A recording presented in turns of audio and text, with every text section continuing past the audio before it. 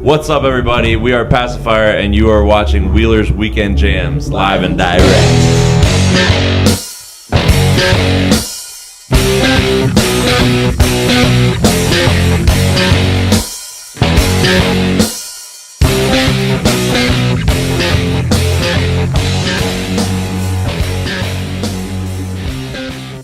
Hi, everybody. We are at the Bottom Lounge in downtown Chicago, Illinois, and I'm sitting here with the boys from Pacifier. How you guys doing? Yeah, thank you for joining me. Thanks for having us. No problem, man. You guys started back in 2003. You guys met in college, obviously. And how was growing up in the Georgia music scene? Nick and I met in college in 2013, and really 2003. Yesterday. This year is 2013. Just yesterday.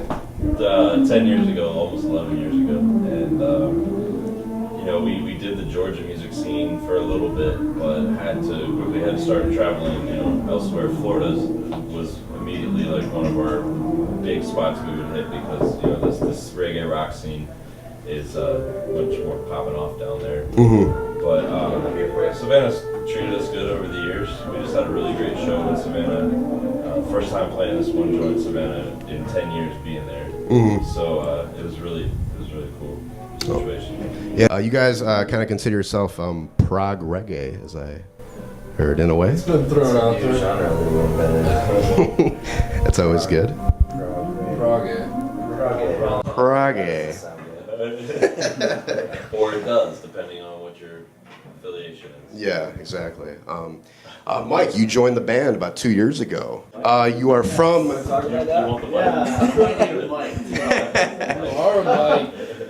Yeah, you're from the Chicagoland area. And how's it been since you joined the team here? Well, Be honest.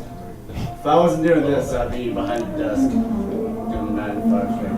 Pushing paper right down the street. So, it's pretty cool, I guess. Yeah. Joining Pacifier definitely allows me to be creative with what I'm doing, with what I want to do. Mm-hmm. And being able to do it with these guys and just build the chemistry on stage and in the studio is nothing really compares to it. So. And in the van. How did... And in the hotels, we got nice and cozy with each other. See right now. How did you join the band? How did you guys meet? I met them through the Expendables on the Winter Blackout tour. They were, at the House of Blues. It was Iration, Poor Habit, Pacifier, and Roots Down Below as the openers. So that's when I initially met Pacifier. I think later when they gave me the call, said, "Hey, you might need some keyboards." I'll so take then it. it all ultimately happened through Expendables, and then through that it was from YouTube because I had random stuff posted on YouTube. So Yeah, exactly. that's always the longest. We were short able story. to check because Mike has videos of him and his musical production endeavors online, so we were able to just go on there and check yeah, he is good. Okay, let's do it. I Hell think yeah, man. one of the things that we noticed was that he was doing videos with making loops with bass and guitar and keys and multiple instruments, and we were like, we want to expand our repertoire of having maybe some songs where we have 2 guitarists, Mm-hmm. which we've done a lot of recently, and it's definitely expanded our Sonic range, repertoire. our scale, our range of things that we can do on stage. Right on. You're prog. It's so proggy now. Yeah, one of my favorite songs by you guys is "Fix Again," and I find my times in the shower singing it. Huh? You think about it? I think about you in the shower sometimes, but no, I love your guitar riff in that song, man. Very kind of reminds me of a little bit of Humphreys McGee. He has that Humphrey riff. Yeah. You're feeling good now. Oh my God, so good, man. Totally different. Is being listened to at the time of that album being recorded. So. Oh, nice. And it was actually recorded in Lexington, Kentucky, which is not too far from South Bend, which is where they're from. What is your guys' opinion on the reggae scene right now? because it seems to be really underground, but it's at the same time it's so huge. I mean, I've been listening to you guys and everybody else that's been in the reggae scene. I mean, since Sublime with Rome, you got 311, you got the Expendables. Right. I mean, yeah, it's almost kind of turning into its own. It's obviously not just reggae. Yeah. People call it. I guess reggae rock is the easiest way to classify it. But obviously for us, it's it's great to see a growth in that over the last 5 years. We've definitely, I think, noticed just a more general awareness of the genre. It seems to not have dwindled, so that's promising. Yeah, exactly. I think a good example of this where the scene is now is the scene out of California Roots Fest, which has been pretty successful recently. They actually brought it all the way to Carolina. Oh, so nice. that kind of shows that there is an expansion in the scene. And it's great to be a part of it. Yeah, exactly. I mean, since you guys started back in 2003, from the time you started, I mean, you guys have been on like one of the 311 cruises. You guys have been on Warped Tour, and then now, did you guys ever see yourself starting out? Did you ever think you'd be at this point now with the band, as far as you guys have gone? I don't know. We didn't really think about it in those terms when we started out, but I think like all we ever wanted to do was play shows like as much as possible. But then as we got farther on, we had certain goals and we'd love to do Warped Tour, we'd love to do shows at 311 someday, and then all that stuff kind of started happening. So yeah, I guess. How's it feel? That doesn't answer your question. It feels good to answer Will's question. Yeah. I mean, he knows we all feel it. To get chosen to go on some of these things is a huge honor, and we know that there's other bands out there that would kill to be on these situations, like the 311 Cruise and the Warped Tour, and any of the other huge tours we've been on with Revolution, Pepper, and Expendables, and just like every new thing that comes our way is another, we add it to our list of our resume, basically, things that we've done. And when you look back on it, we just celebrated 10 years this year, so you look back and in 10 years we've done a lot of shit. And we're about to put out our 5th album, which is also, just thinking about it, five is a pretty substantial number. It's like, you're a player in the scene when you have 5 albums to talk about. Exactly. Yeah. Did you, I mean, obviously, you guys probably have many influences and whatnot, but besides your influences and other musicians you look up to, what else inspires you in life?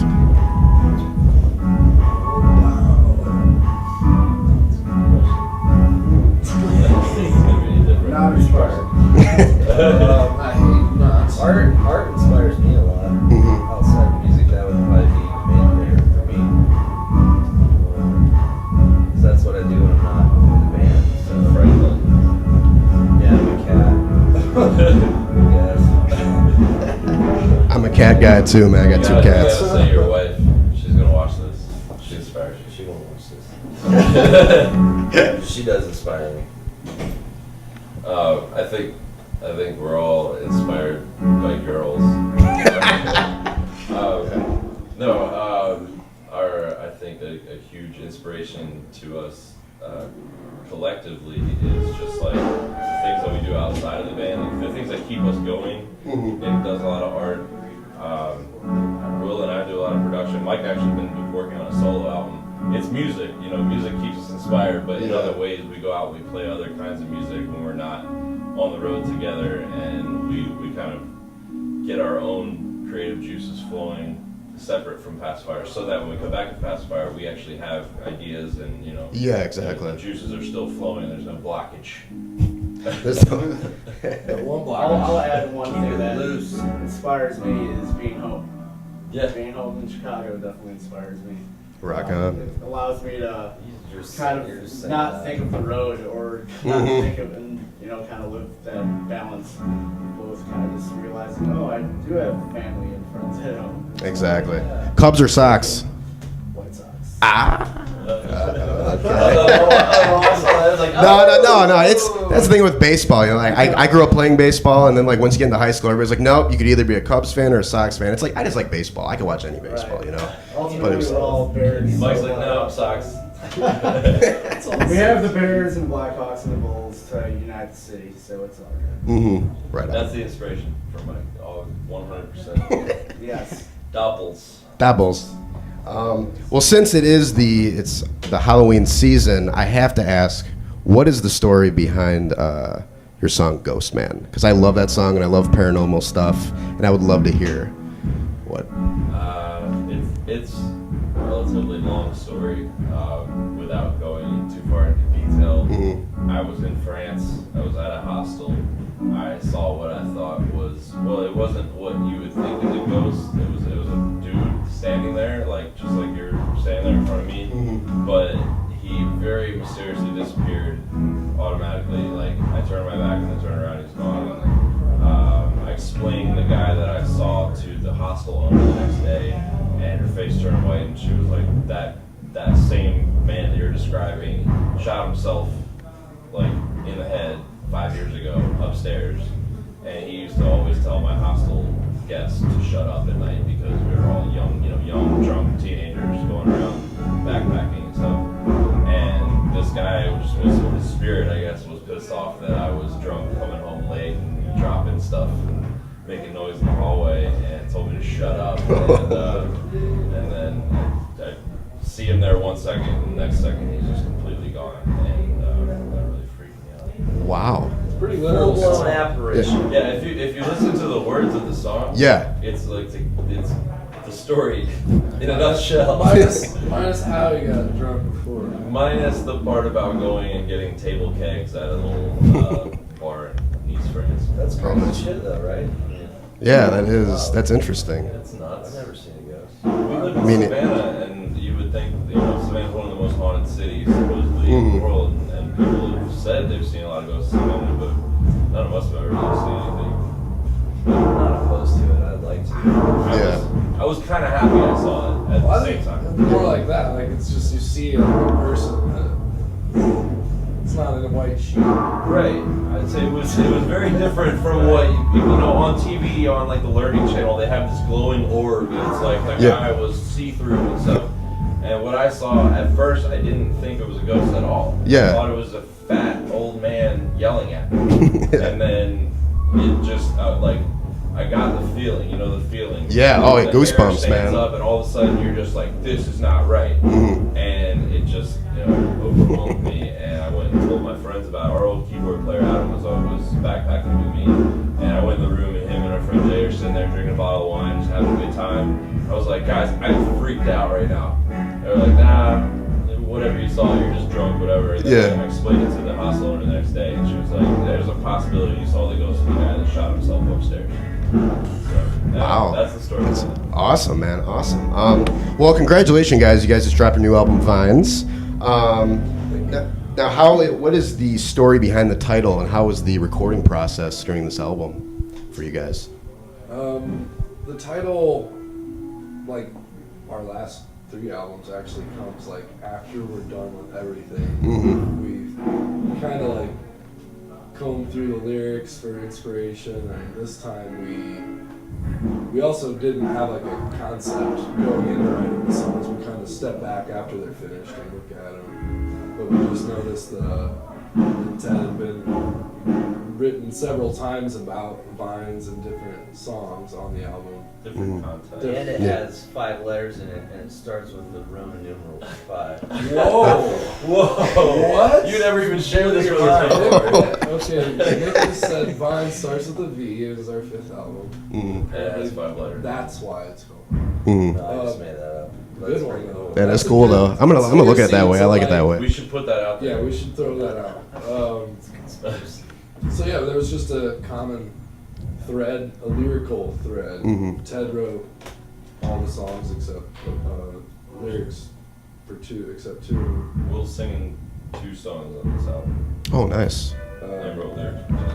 So yeah, it just seemed to make sense, and there's also like a deadline, like guys, pick an album. Yeah. There's a practical side to it too, so that just seemed to work. I like it. It's growing on me. A lot of slap at the bass. A lot of slap at the bass. It's growing on you and around you like a vine.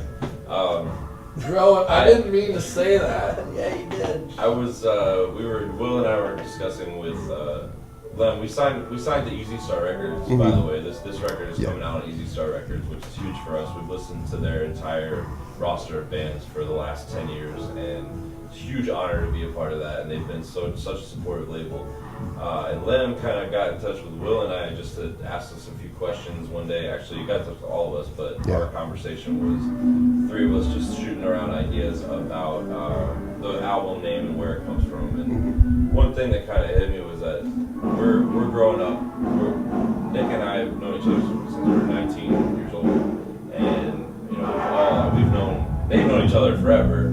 And I've known Will since he was 14. We've known Mike now for 3 years, and we're literally growing up together.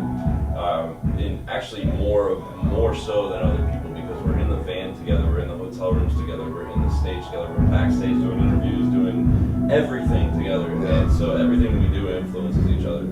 And you know, it can be compared to, you look at vines growing in the woods naturally. Yeah. We're all doing this just so by the seat of our pants, so naturally that it just, whatever the music is, it just comes naturally. Yeah. And it comes out of what we're influenced by. And so we're influencing each other, growing up around each other like vines. And so it's kind of like an afterthought to the meaning of the album. But the music that you hear on this album is like the vines growing tighter together. Yeah. And we're growing tighter as a band, as a collective of musicians. So Nice. I think it's the next step. We're really excited to put it out there because people have been asking us, what's up with the new stuff? What's up with the new stuff? Yeah. And you know, we've been consistently every 2 years releasing new music. So we're staying on it, and it's about to come out. And you guys have beautiful melodies. Seriously. Obviously, you guys are playing with Ballyhoo and Tribal Seeds tonight. Is there any bands in the near future you guys would love to tour with as well?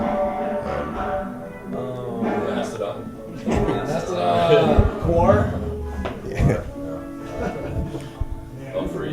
We would love to tour with Slightly Stupid, Nice. which might happen this spring. Fingers crossed. Sweet. We'd love to tour with Humphreys. We'd love to tour with 311. We'd love to tour with 311. We'd love to tour with like Clutch. Yeah, they're coming here in November. Like, kind of like to have the opportunity to tour with bands outside of the scene. Outside of the spectrum, yeah. We feel like people who take the jam scene would like what we do. We've always talked about that. Yeah. Awesome. There are some bands that we met on the cruise and on Warped Tour and in these other situations. Bad Rabbits comes to mind. Jim Cotta. These are bands that are, you know, well, Bad Rabbits is blowing up. They just played Arsenio Hall and Jimmy Kimmel or something. They're doing really well. Yeah. I'm really happy for them. But they're a really great band. They're nothing like us as far as music goes, but they're just a really fun band to watch and see, and we're big fans. We'd love to tour with them, and love to tour with Jim Cotta again. It's a band from Ithaca, New York. We've become really good friends. Oh, nice. And so they're, like Nick said, outside of the genre, Yeah. going out with bands that are equally, you know, hitting it hard in their genre, but we can combine the genres because people like both, you know. Yeah, exactly. A lot of our fans like other kinds of music, hip hop, jam, funk, everything, because this music embodies a lot of that. Yeah. So we'd like to do that. Nice. Well, I ask every band this question, but I have to ask you, if you guys had to compare your music with a movie, what movie would it be and why? Man.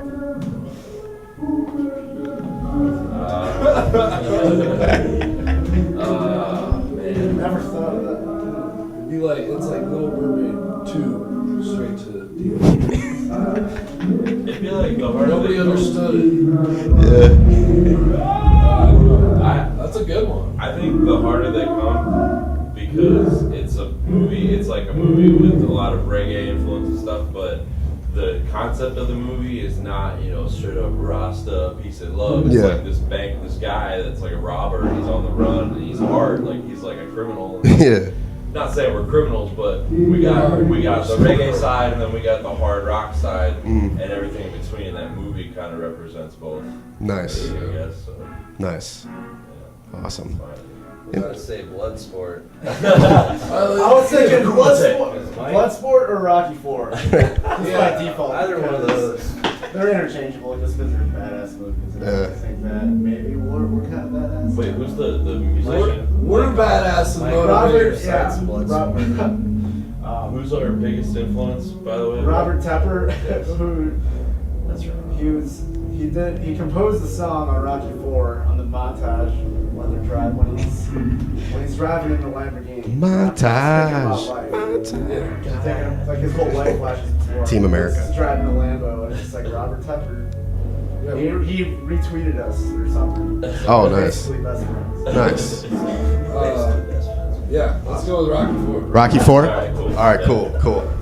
Well, guys, I really want to thank you for coming on here and everything, and seriously, it means a lot. Pacifier here, playing tonight at the Bottom Lounge in Chicago, Illinois. Check them out.